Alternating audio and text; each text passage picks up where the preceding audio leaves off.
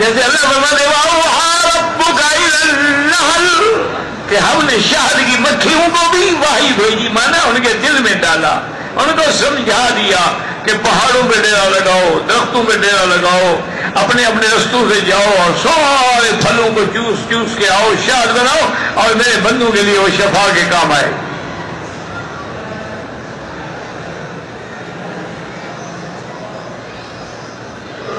اب تو لوگ ڈرتے ہیں جی شاد ہے اور مجھے تو جی شوگر ہے، تو کتابوں میں باقاعدہ یہ بات موجود ہے۔ ایک تو سب سے پہلے کہ اللہ نے قرآن میں فرمایا ہے کہ شفا ہے، جب شفا ہے تو نقصان کیسے ہو سکتا ہے؟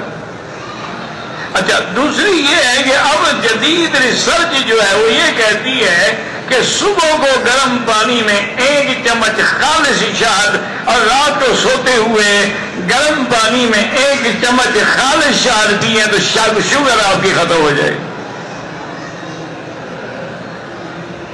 اس سے شوگر ہوتی نہیں، شوگر ختم ہوتی ہے۔ لیکن انگریز دشمن ہے نا، اسلام کی چیز کو چلنے نہیں دیتا نا۔ دیکھو نا، جتنا اس نے آپ کے لیے مکئی کا تیل اور فلاں تیل اور فلاں تیل اور فلاں جو زہر ہے بندے کے لیے، ان کو اتنا اچھالا ہے کہ اب ہر گھر میں ڈالڈا رکھا ہوا ہے، کہیں ڈالڈے کے نام سے، کہیں گائے کے نام سے، کہیں شمع کے نام سے، کہیں ڈاکو کے نام سے، کہیں چور کے نام سے رکھا ہوا وہی ہے۔ وہ اپنا زیتون کو نہیں آنے دیا، چونکہ زیتون کا ذکر قرآن میں ہے۔